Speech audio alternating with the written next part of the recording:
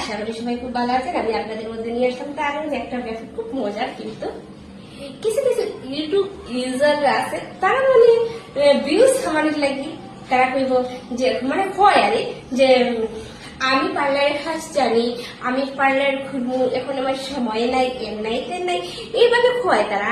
আর তুমি আমি পার্লারের কাজ জানি মানে তুমি হে জানে শুনে তুমি তার কাজটা দেখতে দেখে তুমি ভুলভাল কাজ করতে করিয়া তোমার চুল নষ্ট হইতো, স্কিন নষ্ট হইতো, ঠিক না?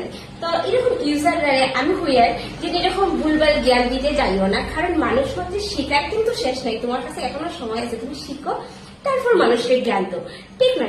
তো শিখে মানুষের জ্ঞান দিও যাতে অন্য মানুষের ক্ষতি হয় না। একটা জিনিস মনে রাখিও, তো কথাটা হইল গিয়া খেডর যদি উপকার করতে না পারো কমসে কম অপকার করার যাইও না।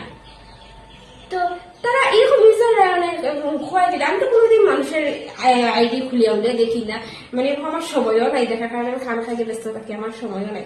তো আজকে হঠাৎ আমার কাছে একটা ভিডিও আইলো, দেখলাম একটা ইউজার কইছে মানে কয় কি স্ট্রেটনার বলে গরম করিয়া বলে চুলে বলে এরকম টানলে বলে চুল স্ট্রেট হয়ে যায়। আচ্ছা হতো এরকম যদি স্ট্রেটনার একটা আর হতো, আর এমন দাম তো না, কিন্তু স্ট্রেটনার গরম করিয়া এরকম যদি চুলের মধ্যে একজন মানুষের সবসময় চুল স্ট্রেট করে তাহলে চুল ফাটবো, হেয়ার ফল হইব, হেয়ার ড্যামেজ হইব কিনা না বন্ধুরা?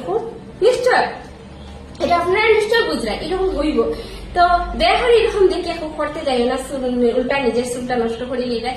আর চুল কাটা তো সাইটে নিয়ে রাখো। প্রথম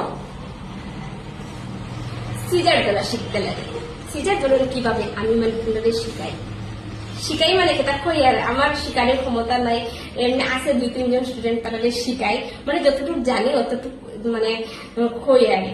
তো আমার এখনো শিকার বাকি আছে, আমি আরো শিখতাম, আমার ইচ্ছা আরো শিখতাম, আরো আগে যেতাম, মানে এটাই আমার ইচ্ছা। জানি না যেটা এটা নিয়ে কইতাম না, তবে সিজার ধরাটা জানি, এটা আমি আজকে দেখাই। সিজার কিভাবে ধরতে হয়। সিজার এইভাবে কোনোদিন সিজার ধরে না, সিজার ধরতে গেলে এইভাবে সিজার ধরতে হয়।